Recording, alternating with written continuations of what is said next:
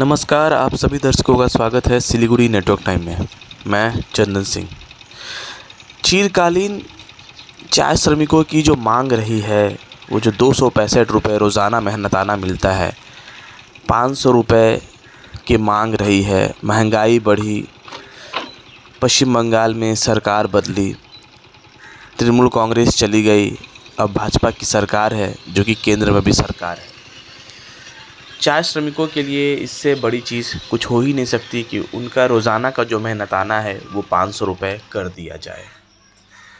अब हम बताना चाहेंगे कि उत्तर बंगाल के चाय श्रमिकों के लिए भाजपा शासित सरकार ने बड़ी घोषणा की है। चाय श्रमिकों के सम्मान और विकास को लेकर विशेष बजट का जो प्रावधान किया गया, उसमें उत्तर बंगाल विकास विभाग के लिए 1891 करोड़ रुपए आवंटित किए गए हैं। जी हाँ, इस बजट का उद्देश्य चाय बागान क्षेत्रों के समग्र विकास को गति देना है।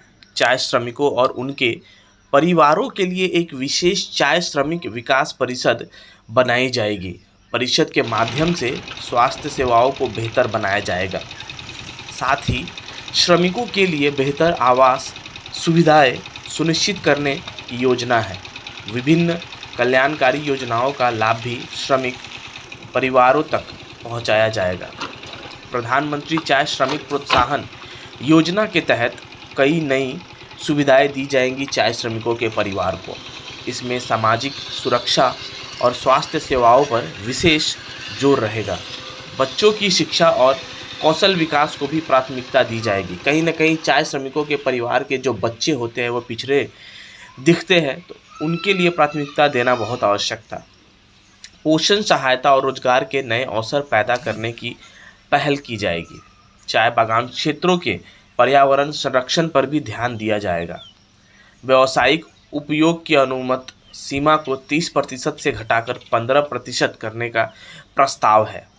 इस घोषणा से उत्तर बंगाल के चाय श्रमिकों और उनके परिवारों में खुशी की लहर है। लेकिन ग्राउंड रियलिटी यही है कि जितने भी चाय श्रमिक है उत्तर बंगाल के, पूरे पश्चिम बंगाल में ही, तो उनकी एक जो डिमांड रही है, चिरकालीन मांग, वो पूरी नहीं हुई है। उसके लिए आवाज़ उठती रही है।